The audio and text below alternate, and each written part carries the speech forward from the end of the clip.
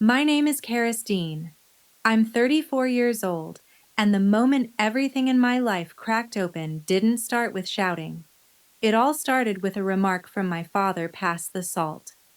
Your sister owes $340,000, and you're going to pay it. Not a question.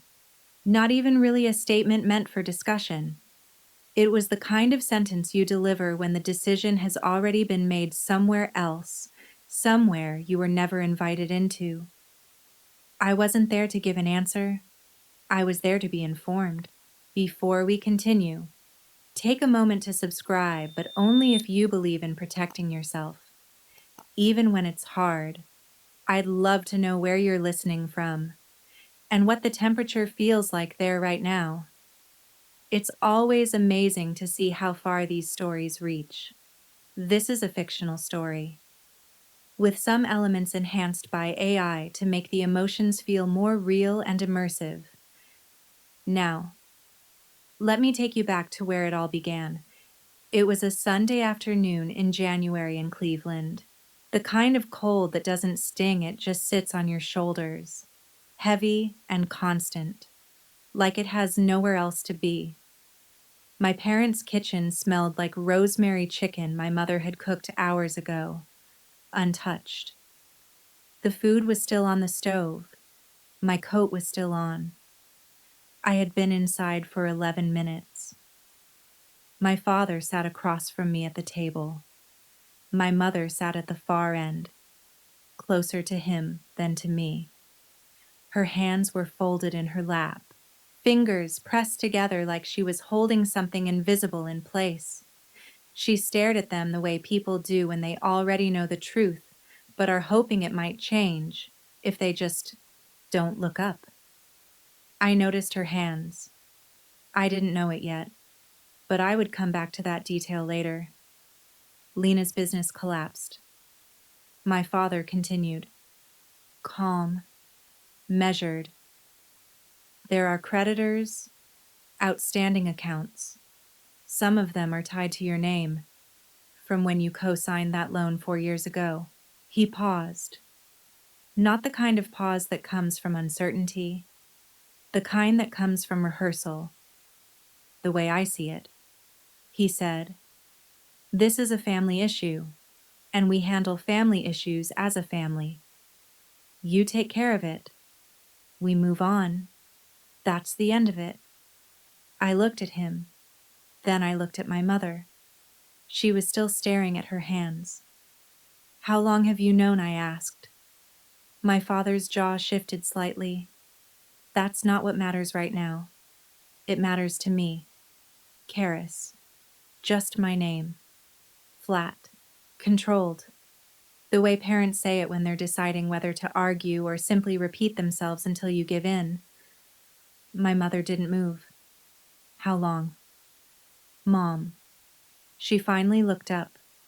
There was something in her expression, not quite guilt, not quite fear, but close enough to both that you could feel it without naming it.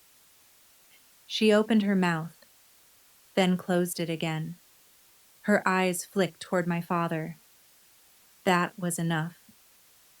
I had spent my life in difficult conversations boardrooms, hospitals, late-night calls with friends who waited too long to tell the truth. You learn, eventually, to hear what a room is actually saying, not just the words being spoken. And this room had already decided who I was and what I was going to do about it. This wasn't a conversation anymore. It was a conclusion that had already been reached without me, and I had simply been called in to hear it out loud. My father looked at me and said, you either pay it or you're no longer part of this family. And just like that, the terms were set. There are moments when you think you know exactly how you'll react. You imagine the tears, the raised voice, the years of unspoken resentment finally spilling out into the open. I had always thought that if I were ever pushed that far, I would fight back, that I would demand to be heard, but I didn't. I looked at my father. Then I looked at my mother, who had already lowered her gaze again, retreating into the safety of her own silence. And I said, quietly, "Then I'm not." I stood up before either of them could respond. I picked up my keys from the table, slipped my hand into my coat sleeve, the coat I had never taken off, as if some part of me had known I wouldn't be staying long. I walked out of the kitchen, past the living room walls lined with carefully framed memories. Lena's school photo with the forced smile. Mine, more reserved. The four of us in a Christmas picture I couldn't quite place anymore. Then I opened the front door and left. I didn't slam it. There was nothing satisfying about that kind of gesture. It would have implied there was still something left to fight for. The drive back to my apartment in Columbus took 14 minutes. My hands rested steadily on the wheel, which surprised me more than anything else. The radio stayed off. The heater clicked to life, humming softly as it warmed the cold air inside the car. Outside, the streets were washed in that same dull gray, the kind that makes everything feel paused, suspended. I didn't think about anything specific. My mind just drifted. Sometimes that's what happens when something too large settles into your life. Your brain keeps moving, but not toward anything in particular. When I got home, I hung my coat by the door. I walked into the kitchen and stood there for a moment in the dark, not reaching for the light switch. Then I slid down until I was sitting on the floor, my back pressed against the cabinet, and I cried. For 12 minutes. I know it was 12 because I kept watching the digital clock on the microwave across from me, as if time itself needed to be accounted for, as if I needed proof that this moment had a beginning and an end. When the 12 minutes passed, I stood up. I washed my face at the sink, the cold water grounding me in a way nothing else could. I made a cup of coffee, even though I didn't want it, just to have something for my hands to do. Then I sat down at my kitchen table. My table, not theirs. Not a place where decisions about my life were made without me. I opened my laptop and typed 2 words into the search bar: credit report. The results appeared almost instantly. I already had a monitoring service set up. I had always been careful like that. The kind of person who checked things, who stayed on top of details, who believed that paying attention was enough to keep your life in order. I clicked into the full report. I opened the full report and waited while the system loaded everything in. The number at the top of the page made me stop breathing for a second. I placed my coffee cup down carefully, the way you do when you're not entirely sure your hands will cooperate. It wasn't the number I expected. It wasn't even a number I could have imagined. It wasn't something that happens by chance, or by a rough few months, or by one clear mistake you can point to and say, "That's where it went wrong." This was something else entirely. I stared at it longer than I meant to. Then I reached for my phone and called Diane. My credit score had dropped 193 points in 3 months. 193. That isn't a slow decline. That isn't a missed bill or a slightly higher balance than usual. That kind of drop doesn't happen unless something is deeply, structurally wrong. I poured the coffee I had just made down the sink and started another pot, more out of habit than desire. Then I sat back down and began reading through the report line by line. Some of it made sense. My mortgage was there, steady as always. My car loan, paid off a year and a half ago, still listed like a quiet reminder of something done right. 2 credit cards in my name, both with low balances because I had always paid more than required. I had always been careful. I had always paid attention. I knew where my money went. And then there were the accounts I didn't recognize. The first one was a business line of credit. I didn't recognize the lender. The balance showed $112,000. I checked the opening date 3 years ago. My social security number listed as the primary borrower. I didn't move. Instead, my mind went somewhere else. 4 years earlier, my parents' living room in Cleveland. That same faint scent of carpet cleaner that never really fades. Lena sitting across from me, her hair styled, her voice bright, carrying that familiar energy she could summon when she needed something, the kind that made you feel seen, important, chosen. She had brought a business plan with her that day, spiral bound, neatly printed, 18 pages thick. There was even a logo. A wellness studio, she said, in Short North. The part of Columbus where people with ideas go to try and make something of them. She had already found a location. She had already spoken with a contractor. The only thing she didn't have was the credit history to secure the loan she needed. My father leaned forward and said it was simple.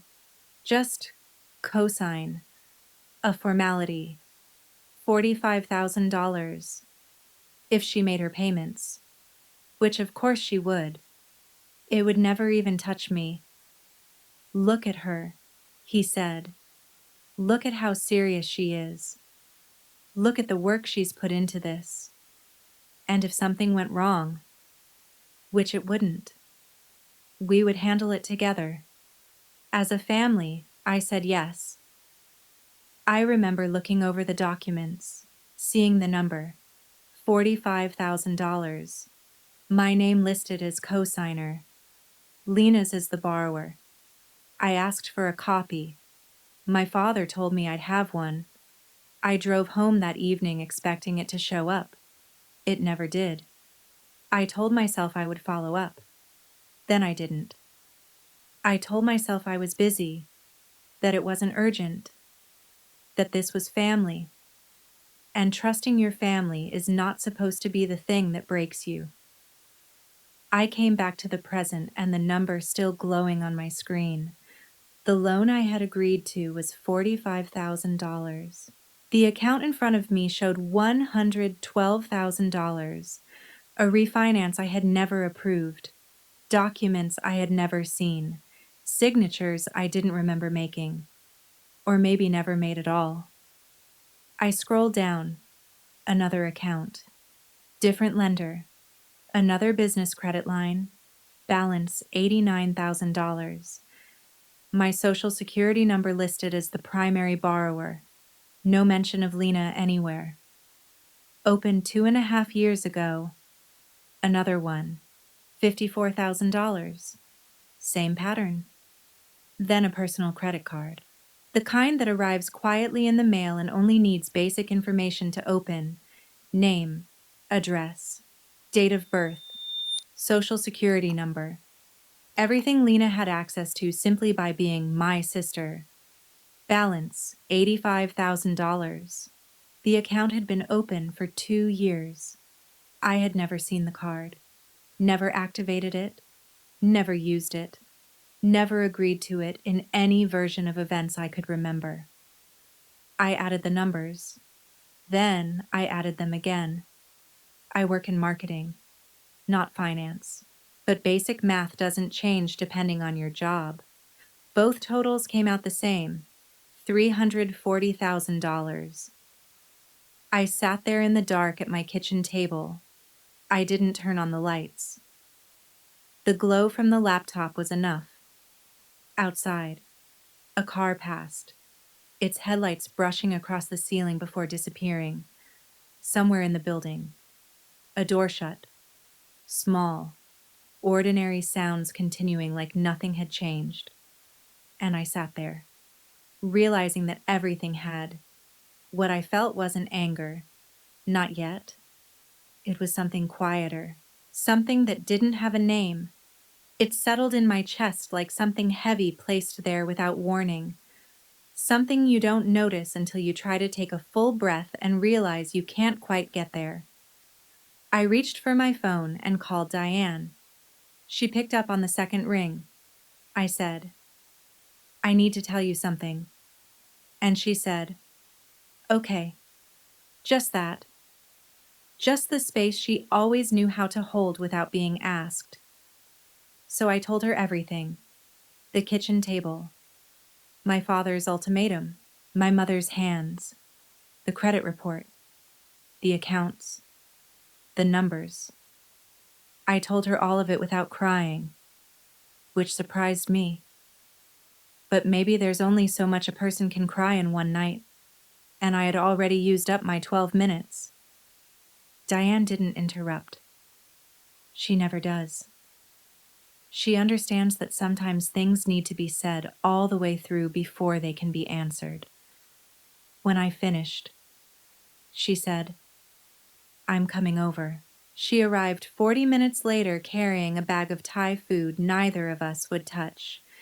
In those 40 minutes, I had printed the entire credit report, all 14 pages, and spread them across my kitchen table under the overhead light. Diane sat across from me and began reading. She moved through the pages slowly, deliberately, not rushing, not reacting. I watched her face as she went line by line.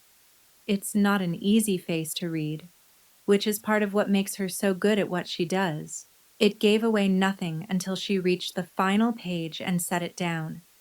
She looked at the accounts, the dates, the sections listing the borrower details and my social security number. Then she looked up at me. "Karis," she said, "this isn't about co-signing." Then she leaned back slightly and said, "Tell me what this looks like if you step outside of it." So I did. I said that someone had access to my personal information, my social security number, my date of birth, my address history, my signature, or at least something close enough to pass. That access came from the original loan 4 years ago, the one I agreed to, the one I signed myself while my father stood there watching and then filed it away. And after that, whoever had that information used it again and again to refinance the original loan without my consent, to open new credit lines in my name at institutions I had never stepped into, to apply for a credit card that had been mailed somewhere that wasn't my address and activated by someone who wasn't me. Diane listened the entire time.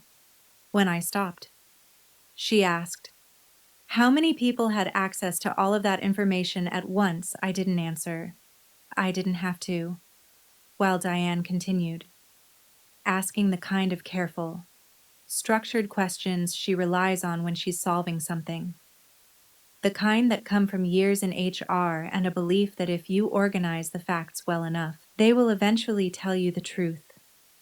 My mind drifted somewhere else, not away from the room, not away from her voice, just sideways. I was 16. It was my birthday. My parents' house looked exactly the same as it always had. The same worn carpet, the same pale light coming through the kitchen window. My father came in from the driveway holding something wrapped with a ribbon, and for a second, standing there with my backpack still on. I thought it was for me. It was a Saturday that year. The gift was a bike, blue, with silver handlebars. He carried it into the living room and set it down. And Lena, who was 13 and still too young to hide how happy she was, made a sound I can still hear somewhere between a gasp and a laugh. I stayed in the doorway. My father looked at me and said, "Your sister asked for it." Then, as if that completed the explanation, He added, "You don't need things like that. You always figure things out." He wasn't being cruel. That's the part I've had to explain over the years. He wasn't trying to hurt me. He meant it as praise. "You're capable. You're independent. You don't need as much." He was proud when he said it, and that's what made it final. I got a card instead. There was $20 inside. I said thank you. I went upstairs and sat on my bed, still wearing my backpack, and understood something without having the words for it yet. Being the one who figures everything out is not the same as being the one people think about. Karis. Diane's voice pulled me back to the kitchen, the table, the 14 pages, the overhead light. "What you're describing," she said, "isn't a mistake." She paused just long enough for the words to settle. "That's a series of decisions, made more than once, over several years, using your name." She said it plainly, the way she always does with important things, not to soften it, not to make sure I reacted, just because it was accurate. I still felt it land, the kind of statement that quietly rearranges everything you thought you understood. "I know," I said. She stayed until midnight. We didn't touch the food she brought. We drank coffee instead. I made 2 full pots, and at some point she started helping me sort the documents, grouping them by date, by institution, by type of account. That's what she does. She takes something overwhelming and gives it a structure you can actually hold. When Diane left, she hugged me at the door and said, "Call me tomorrow." I told her I would. I didn't sleep much. The next morning, I went to work. There was a campaign brief due by noon, and I didn't yet know what else to do with a Tuesday. Sometimes the structure of ordinary things is the only place your mind can rest when it refuses to stay anywhere near what you discovered the night before. I answered emails. I sat through the 9 o'clock marketing meeting and offered 2 ideas, both of which were well received. I watched the people around the conference table as they nodded, took notes, moved on. None of them knew. None of them knew I was sitting there with $340,000 in fraudulent debt tied to my name, or that my family had already decided the solution was for me to absorb it quietly and not create problems. I looked completely normal. I have always been very good at looking normal. After the meeting, I went down to the parking garage and sat in my car. The number I needed was on a sticky note in my coat pocket. I had found it the night before while Diane and I were sorting through everything, and I had written it down quickly, like it was something I could choose not to deal with yet. I called. A woman answered. I told her I needed to see someone as soon as possible. She checked the schedule and said Thursday at 2. I said I would be there. I didn't tell my parents. I didn't respond to Lena, who had sent 3 more messages since Sunday that I still hadn't opened. I put my phone in the glove compartment, closed it, and went back upstairs to finish the brief.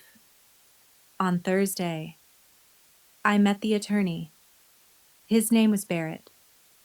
His office was on a quiet street downtown in Columbus, with a window that looked out over a parking lot and a desk that appeared disorganized in a way that suggested he knew exactly where everything was. I handed him the folder. All 14 pages arranged the way Diane had organized them. Dates highlighted, notes in the margins. He went through everything carefully. He didn't rush. He didn't ask questions he didn't need to ask.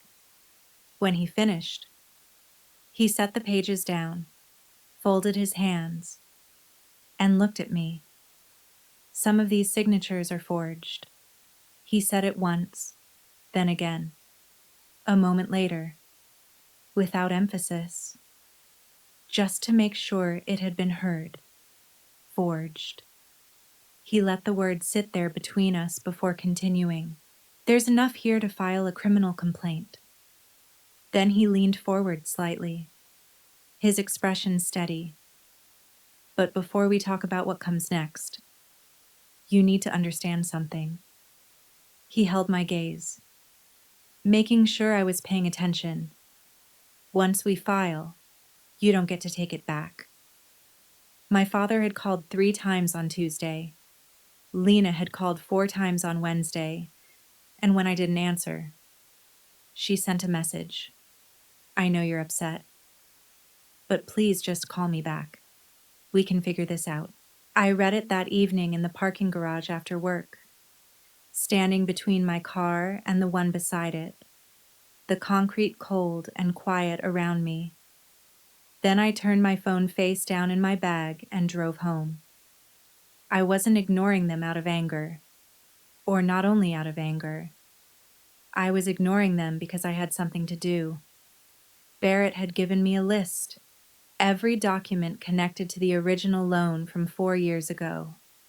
Every statement I could find for the accounts that didn't belong to me, any messages from family members mentioning the debt, and a written timeline of everything I could remember, organized as precisely as possible. I spent Tuesday and Wednesday nights at my kitchen table with the 14 pages, a legal pad, and my laptop, building the file he needed. Diane came over on Tuesday and helped me sort everything into chronological order. She didn't say anything unnecessary, which is one of the reasons I've kept her in my life as long as I have. The file grew, and the more complete it became, the clearer everything was. Not in a way that surprised me. I had already begun to understand what had happened, but documentation has a way of removing doubt. Dates, amounts, addresses. The billing address on the fraudulent credit card was my parents' house. The phone number listed on the refinanced loan wasn't mine. I didn't recognize it. Later, I would learn it was a prepaid number. The signature on the refinance paperwork was mine. Close enough to pass. Different enough that once you knew what to look for, you could see it immediately. Barrett had seen it immediately. He had said the word twice. On Wednesday evening. At 6:20, the intercom in my apartment buzzed. I almost ignored it. Then I checked the screen and saw my mother standing in the lobby. Her winter coat buttoned up, her handbag over her arm, her expression carefully arranged but not quite holding together. I pressed the button and told her to come up. I opened the door before she knocked. She stepped inside and looked around the apartment the way she always does. A quick, automatic scan for order, for cleanliness, for anything out of place. Everything was in order, except for the 14 pages spread across my kitchen table, along with 2 days' worth of notes. Her eyes moved to them and stayed there for a moment before she looked back at me. "Can we sit down?" she asked. We sat. She took the chair Diane had been using. I sat across from her, and then she began. "Family comes first." She said, "Lena made mistakes, but she's still your sister. We don't abandon each other. Your father isn't sleeping. This is going to hurt everyone if you keep going like this. Can we just sit down together, all of us, and talk it through? Find a way forward that doesn't destroy anyone." She said all of it with real emotion. I want to be clear about something. My mother wasn't pretending. She was scared. The fear was real, and somewhere inside it, there was also love, not the kind that protects you, but the kind that can't imagine choosing between children and so quietly chooses anyway without ever saying it out loud. I let her finish. Then I asked, "Mom, how long have you known?" She opened her mouth. Then she closed it again. Her eyes drifted past me, toward the window behind my shoulder, where the lights from the parking lot were starting to come on in the dim January evening. She looked like she was searching for something out there. I don't think she found it. Not the original loan. I said, "I know you knew about that. I mean everything else. The refinancing, the other accounts." How long her hands separated on the table, one pressed flat against the surface, then the other. Her face shifted through something complicated, and I realized what I was watching was someone trying to reshape the truth into something easier to say. She couldn't. The silence that followed told me everything. It was the same silence from Sunday in my parents' kitchen, the same answer I'd already known before I asked. "I need you to leave," I said. She didn't argue. I heard her crying in the hallway after I closed the door. Not loudly, just the quiet, uneven sound of someone who had held things together for too long and finally couldn't anymore. I stood there on my side of the door and listened until it stopped. Then I heard her footsteps fading down the hall, the elevator opening, closing, then nothing. The apartment went still. I walked into the living room without turning on any lights and sat down on the couch. Not curled up, not collapsing, just sitting. The kind of sitting that comes after you're too tired to feel anything specific. Outside, the city carried on. A distant siren moving in the opposite direction. The low hum of the refrigerator from the kitchen. The quiet that belongs only to a space that is entirely yours. The television screen was dark, my reflection barely visible in it, more outline than detail. A woman sitting alone in a dim room. I watched her for a long time. I had spent most of my life afraid of that image. Not this exact room or this exact night, but the idea of it, being alone, no one else in the next room, no one whose emotions I was managing, no one whose needs I was anticipating. I had been taught, slowly and without words, that this was the outcome of being difficult, the cost of not going along. If you didn't give people what they needed, you would end up alone in the dark, and it would be your fault. I sat there and waited for it to feel that way. It didn't. What it felt like was quiet, not empty, not cold, just quiet. The kind of quiet that comes from not having to be anything for anyone else, even for a moment. My apartment, my couch, my reflection looking back at me. I reached for my phone and called Barrett. When he answered, I said, "What do we file first?" After Diane left that Sunday night. I had stood at the door for a moment, listening to the building settle around me as the elevator doors closed and the hallway fell silent. Then I went back inside and didn't go to bed. I called my bank that night. I want to be precise about this, because precision was exactly what that moment required, and precision is what I gave it. I sat at my kitchen table at 12:20 a.m., the 14 pages still spread out in front of me, and dialed the fraud department number I had written down earlier while Diane and I were organizing everything. Someone answered on the fourth ring. His name was Daniel. He said it clearly, and I wrote it down immediately on my legal pad along with the time and date. I have been documenting conversations since I was 22 years old. I didn't stop now. I explained what I had found.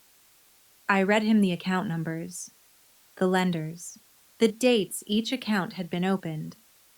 He listened without interrupting and then walked me through the next steps. We placed a security freeze on my credit file with all three bureaus: Equifax, TransUnion, Experian. The freeze would prevent any new accounts from being opened in my name while the investigation was ongoing. He gave me 3 case numbers, one for each bureau. I wrote each of them down carefully. He told me someone from the fraud investigation team would contact me within 48 business hours. I wrote that down too and circled it. 48 business hours. A time frame I could hold on to. I ended the call at 1:14 a.m. Then I opened my laptop again and went back through the report. I needed to understand the timeline before I could move forward with Barrett. I needed something structured, something clear. So I built a spreadsheet: account name, institution, opening date, balance, address on file, contact number, 6 columns, 7 rows. When I finished, the story was clearer than it had been on the printed pages. A spreadsheet strips away interpretation. It doesn't care how something feels. It only shows what exists. I printed it and added it to the folder. I went to bed at 2:30. I woke up at 5:15. That part didn't surprise me. When something is wrong, my body doesn't let me rest. I made coffee and went through the timeline again, checking details, matching dates, until it was time to leave for work. The next day was Barrett. His office in Columbus looked the same as it had before, the window facing the parking lot, the desk that only he seemed to understand. I brought everything with me: the folder, the 14 pages, Diane's organization, my spreadsheet, the legal pad with Daniel's name and the 3 case numbers circled. Barrett went through it all without comment. He didn't tell me I had done well. He didn't need to. He understood the kind of work I had put into it. That afternoon, he filed a formal complaint with the Columbus Police Department. He also sent certified letters to every creditor involved, notifying them that the accounts were under investigation for fraud and that all collection activity needed to stop immediately. He handed me copies of everything.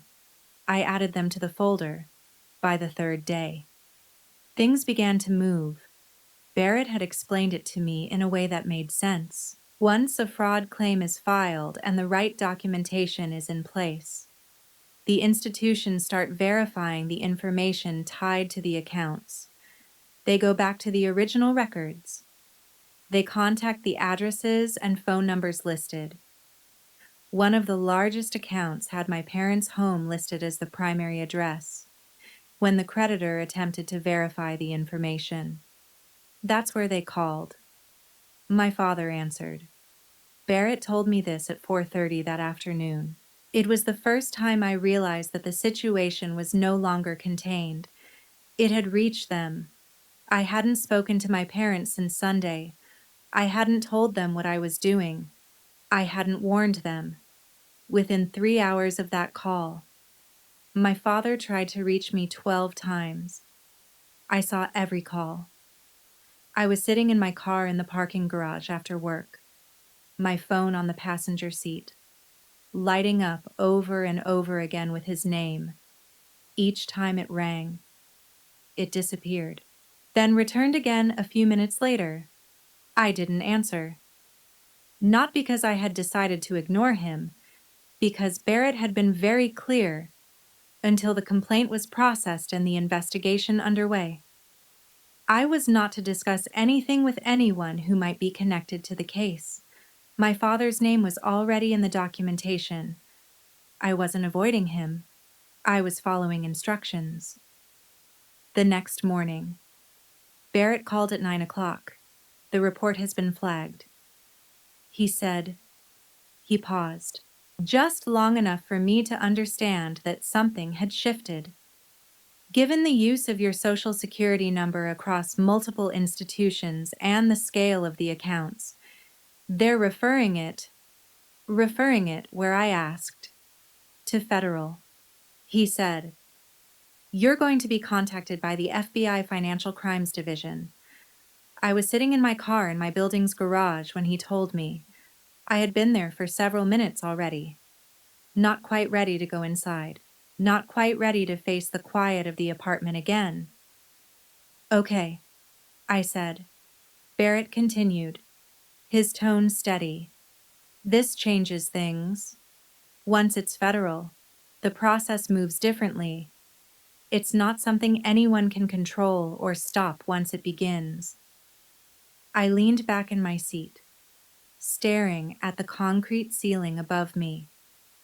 "No one can make this go away quietly anymore," he added.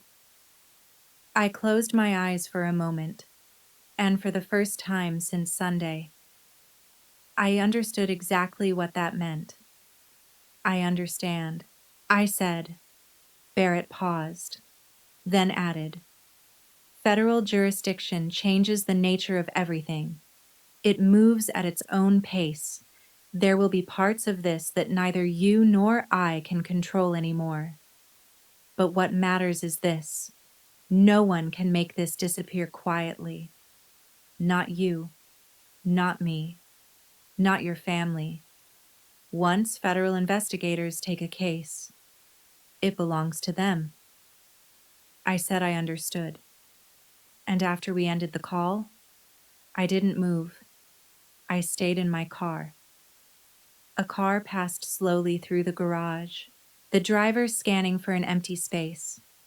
Somewhere above me, a door opened and closed. The fluorescent lights hummed overhead, steady and indifferent, the same way they always do. What I kept thinking about wasn't Lena. It wasn't even my parents. Not in the immediate sense. It was that moment in the kitchen. My father's voice, the calm certainty, the way he had spoken as if what he was asking of me was obvious, reasonable, expected. 45,000 had become 112, then 340,000 over 4 years, through refinances, new accounts, forged signatures, a phone number I didn't recognize attached to documents I had never seen, and somewhere in all of that, he had decided the solution was to call me home on a Sunday and tell me to take care of it. And my mother had sat there, hands folded, and said nothing. I picked up my phone and opened the Notes app. I started a new page. At the top, I wrote 3 lines: what I know, what I can prove, what I need. Until that moment, I had been reacting, discovering, documenting, waiting for the next thing to happen. That was over. Now I had a case number, a federal referral, a folder with 14 pages, a spreadsheet, certified letters, and a timeline that didn't change depending on how anyone felt about it. I wasn't reacting anymore. That evening at 6:47, my phone rang. The number wasn't saved, local area code, but unfamiliar. I answered. "Is this Karis Dean?" "Yes." "This is Special Agent Alvarez with the FBI Financial Crimes Division. I'd like to schedule a time to speak with you." Day 5. The FBI field office in Columbus is the kind of building you wouldn't notice if you weren't looking for it. Neutral exterior. No obvious markings. Designed, it seemed, to blend in rather than stand out. I had never been inside a place like that before. The waiting area had a row of chairs bolted to the wall. The reception window was made of thick glass, the kind that lets you see movement but not expression. I sat there and thought about how many people had sat in that exact same chair. waiting for conversations they never expected to have. Agent Alvarez came out 2 minutes after my appointment time. I noticed that, not because it mattered, but because I was still noticing everything. She was shorter than I expected, with a posture that suggested years of moving through rooms where precision mattered. She shook my hand. Neat introduced herself again and led me into a room with a table, 2 chairs, and nothing on the walls. The meeting lasted 40 minutes. Most of it was procedural, what the investigation would involve, what timelines were realistic, what I should and shouldn't say while the case was active, what documentation might be requested later.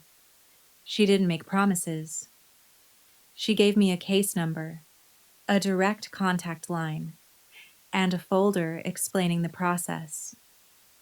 She spoke clearly, without embellishment, the way people do when they've had the same conversation many times and understand that clarity is its own form of respect. At the end, I asked, "What do you need from me?" She told me, "I wrote everything down. I've asked for help before in my life, at work, with deadlines, with projects that needed more than one perspective. But asking for help with something personal is different. It means admitting you were vulnerable.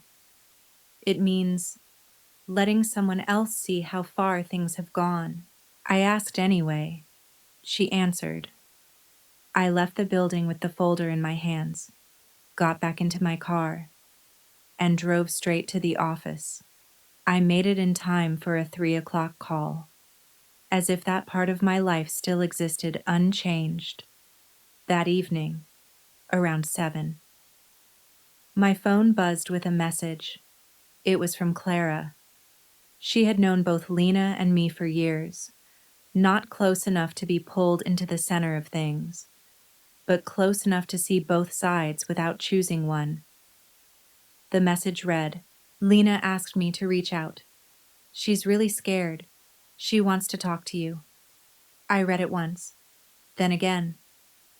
I could hear Lena's voice in the words, the framing, the urgency, the careful use of fear. I didn't reply. I set my phone down, made dinner, and ate it at my kitchen table, the same table where the 14 pages had been spread out just days before. Afterward, I washed the dish, dried my hands, and went to bed at a normal time, for the first time since Sunday. I slept. She said it was all a misunderstanding, and that she just needed a chance to explain. I read the message twice. Then I set my phone down and started making dinner. I didn't reply to Clara. I didn't reply to Lena, even though her name wasn't in the message, even though I could hear her in every word. The phrasing, the tone, a misunderstanding, a chance to explain. She's really scared. It was a language I recognized, the kind someone learns when they understand that fear, presented at the right moment, can become a form of persuasion. I ate. I washed the dish. I went to bed at a reasonable hour. And I slept. Better than I had since Sunday, day 6. My father called at 10 in the morning. I watched the phone ring for a moment. I almost didn't answer. Then I did. Not because I was ready to talk, but because I wanted to hear what his voice sounded like now. After 5 days, it was different. Not softer exactly. Smaller. Not in volume, but in certainty. The confidence that had been there on Sunday. The steady, immovable tone of someone delivering a decision was gone. What replaced it took me a moment to recognize. "Karis," he said, "I think we should meet. Just talk this through, as a family." I leaned back in my chair. "There's nothing to talk through. The process has already started. There was a pause. Then he said, "Please." It was a simple word. I had heard him use it my entire life. At dinner tables, in stores, in conversations where politeness required it. I had never heard him say it like that, not as a habit, as a request, as something that could be refused. "I'll let Barrett know you reached out," I said. Then I ended the call. That afternoon, Barrett sent a certified letter to Lena's address, 2 pages, direct and precise. She was not to contact me, directly or indirectly, not to contact my workplace, not to reach out to any financial institutions connected to me. Any violation would be documented and reported as part of the ongoing federal investigation. He forwarded me a copy. I added it to the folder. Day 7. Morning. Lena had been making minimum payments on the accounts through a separate bank account in her own name. Barrett had uncovered that in the documentation, when the fraud dispute was filed and the accounts were frozen. Those automatic payments stopped. 3 accounts became delinquent at the same time. The first business day after the freeze fully took effect. The notifications went out immediately to the addresses listed on the accounts. 2 of those addresses were my parents' house. Barrett learned about it from one of the creditor contacts and called me to explain. By the time he did, my father had already called twice that morning. I didn't answer. Instead, I called Diane. She picked up in what sounded like the middle of lunch. Voices and movement in the background. The layered noise of a restaurant. "How are you doing?" "Actually," she asked. It's the "actually" that matters when Diane says it. It separates the expected answer from the real one. I thought about it. What is the correct answer to that question? "I'm okay," I said. "I think I'm okay." "Yeah," she said. "Yeah." There was a small pause. I could hear her shifting something. Maybe a fork against a plate. "Good," she said. That was all. We talked for a few more minutes about things that had nothing to do with any of this. A restructuring at her company, a show she had started watching, normal things, ordinary details. When we hung up, I stayed in my car in the parking garage for a moment, holding on to that word. Good. Simple, uncomplicated, not tied to anything else. Then I went back inside. That afternoon, I was at my desk finishing a media plan when my phone buzzed.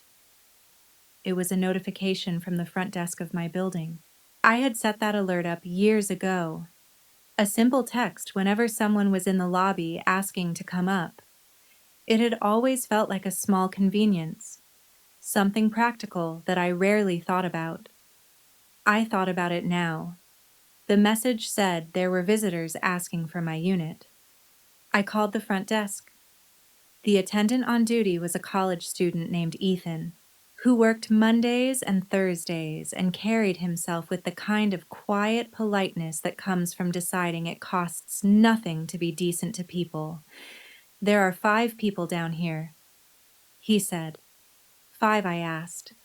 "Can you describe them?" He did. An older man, an older woman, a younger woman who had clearly been crying, a man standing close to her, holding her arm, and another older woman, separate from the first, who had said she was there to help. I knew all 5. "Send them up," I said. I opened my door before they had a chance to knock. They were already standing in the hallway, arranged in that uncertain formation people fall into when they arrive somewhere together, but aren't entirely sure they should be there. Lena stood in front, Derek just behind her, his hand resting lightly against her back. my father to the left, my mother slightly behind him, and my Aunt Margaret off to the side.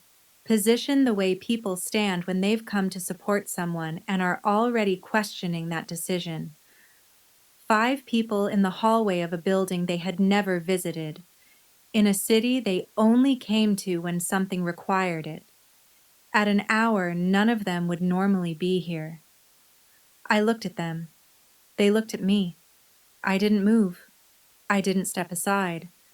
I didn't say anything. And neither did they. For a moment. We stayed exactly like that. Me inside the doorway, all of them outside it. And I realized something. This was a moment I had spent most of my life anticipating, in one form or another. And it didn't feel the way I thought it would. I stepped back. I let them in. Lena started speaking before she had fully crossed the threshold. Her eyes were still red. The kind of redness that lingers after crying has stopped.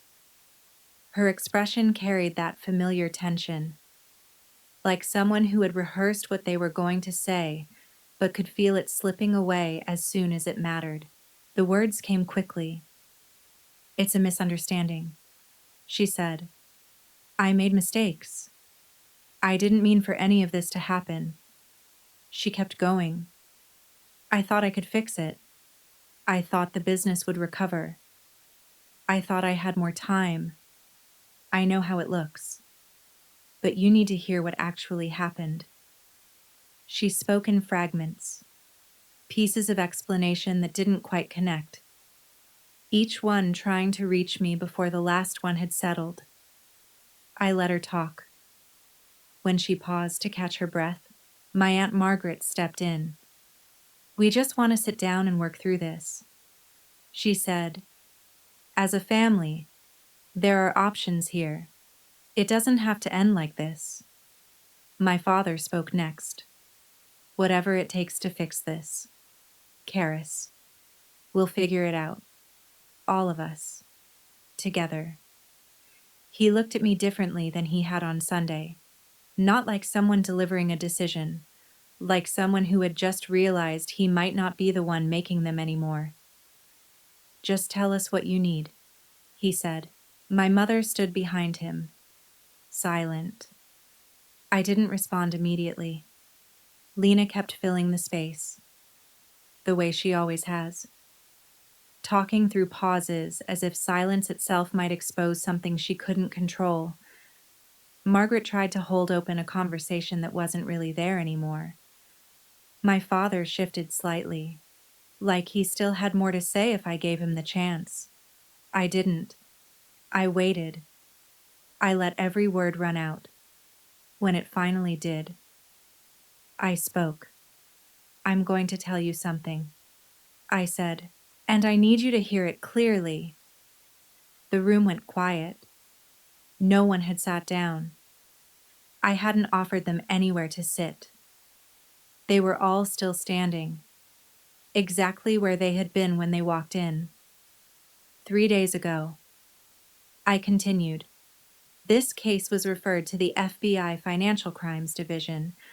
I've already met with an agent. I've already given them everything I have." Lena made a small sound. I didn't look at her. "There's a federal case number. There's an investigator assigned. This is no longer something that belongs to me." I paused, just long enough for that to register. A federal investigation isn't a family discussion. It doesn't work like this. It doesn't change because 5 people show up in a hallway and ask me to reconsider. The decision about what happens next doesn't belong to me anymore. I said, "It belongs to the federal system. I can't call Agent Alvarez and tell her I've changed my mind. That's not how this works." I paused, let it settle in the space between us, and I haven't changed my mind. I looked at each of them once before finishing. "Too late isn't a threat," I said. "It's a fact.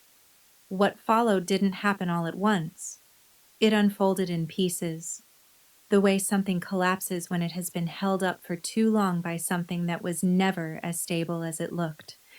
Lena sat down first, not suddenly, not dramatically, just down, as if her legs had reached a point where they no longer had a reason to keep holding her up. She lowered herself onto the floor of my hallway, her back against the wall, her hands in her lap. Derek dropped beside her almost immediately, one knee on the floor, his hand steady against her back. The sound she made was not the same as the quiet crying I had heard from my mother days before.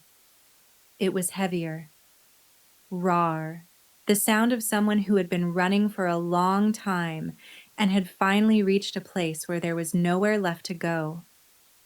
My father didn't sit at first. He leaned back against the wall, his shoulders pressing into it as if he needed something solid behind him. Then slowly, his legs gave way in the same quiet, inevitable way Lena's had. He slid down until he was sitting on the floor. He was 63 years old. He had worked the same job for nearly 3 decades before the plant shut down. He had built a deck behind our house with his own hands one summer when I was 12. I had seen him carry lumber, lift tools, fix things that other people called professionals for. I had never seen him sit on the floor. He covered his face with his hands. My Aunt Margaret said something. I don't remember what it was. It didn't matter. It was the kind of sentence people reach for when they don't have anything left that actually fits the situation. Then my mother spoke. She hadn't moved. Her hands, which had been at her sides, shifted slightly, not reaching for anyone, just moving, as if they were trying to find a place to settle. She looked directly at me, not at my father, not at Lena, just at me. I should have told you, she said. Her voice was quiet. 2 years ago, when I found out about the refinancing, I knew something wasn't right. I knew what she had done, and I told myself it wasn't that serious. I told myself she would fix it, that she would pay it back. She stopped, then continued. Slower this time. I should have told you. I'm sorry. I stood there and looked at her, and I believed her. That part matters. I believed that she was sorry. I believed that she had known, that she had chosen not to tell me, that she had lived with that choice for 2 years, and that the apology she was giving me now wasn't for show. It was real. It didn't change anything. I know, I said. Then I took a breath. I need all of you to leave.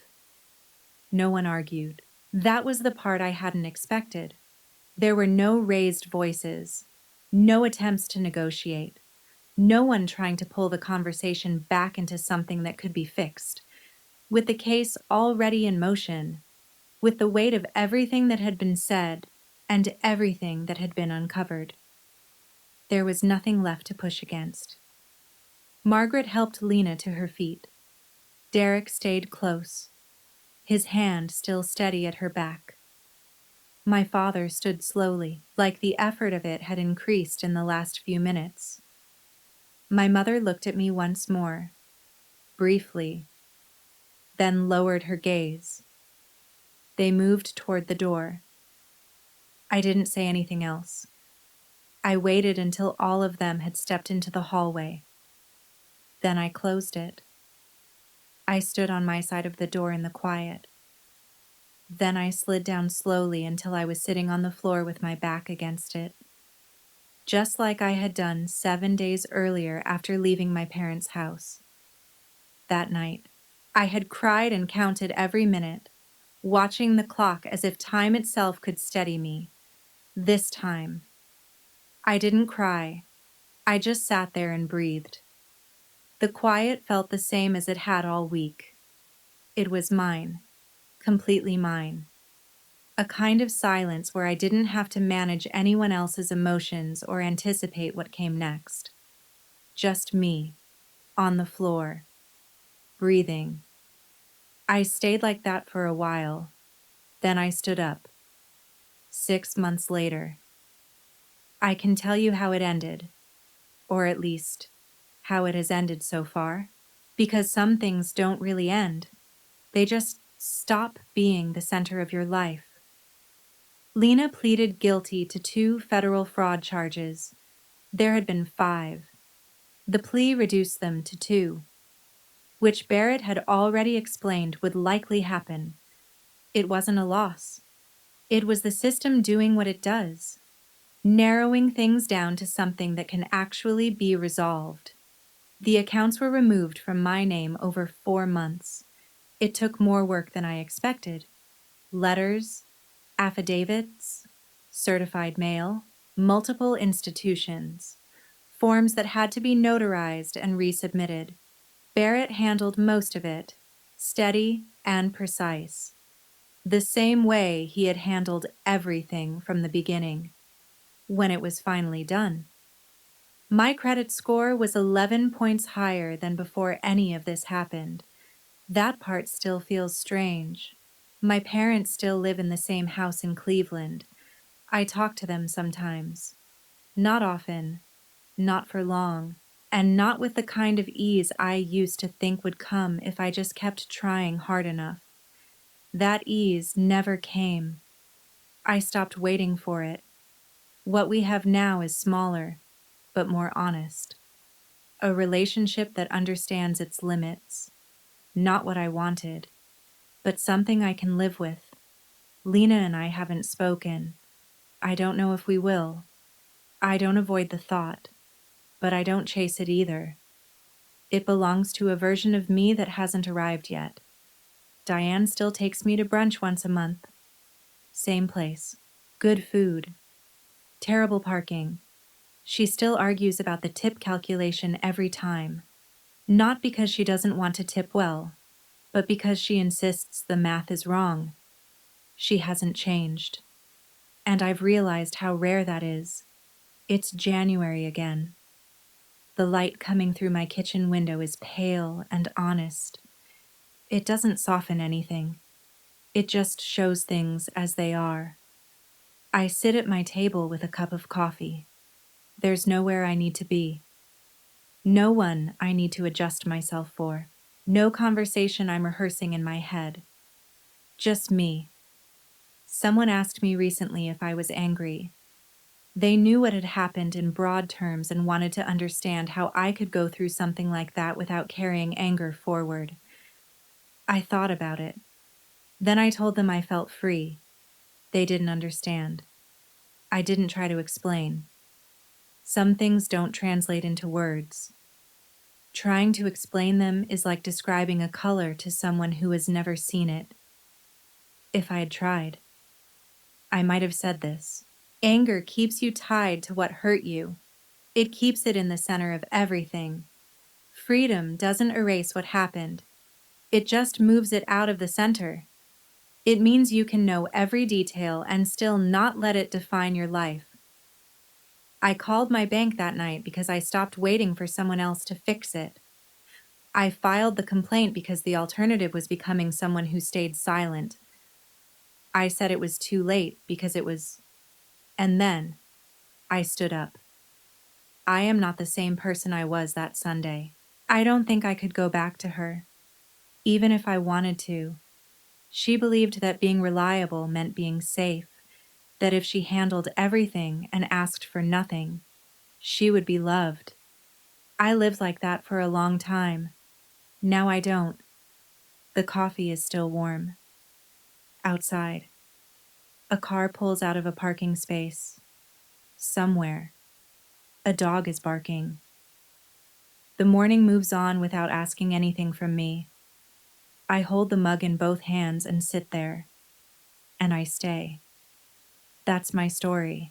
If you saw a part of yourself in it, I'd really like to hear yours. Have you ever been in a situation where you were expected to carry something that was never truly yours? You can share your story in the comments. I read them all. And I'm curious about something. If you were in my position choosing to protect yourself, to stop accepting what wasn't yours, and to finally say enough, would you do the same if your answer is yes? Just write yes, so I know I made the right choice. If you would choose differently, write no. And if you're still thinking about it, write time. There was a moment when I realized something simple but life-changing, being strong for others, should never mean losing yourself. I had spent years believing love meant sacrifice, silence, and endurance. But this experience taught me that real love does not ask you to carry what isn't yours. And self-respect is not selfish, it's necessary. Choosing to protect myself wasn't the end of my family story. It was the beginning of my own. If this story resonated with you, I hope you'll stay, subscribe, and become part of a community where your voice matters. Share your thoughts, your experiences, or even just how you feel, because someone out there may need your story more than you know. Don't forget to like and share this video to spread that message further. Take care of yourself, stay strong, and I wish you peace, clarity, and courage on your journey.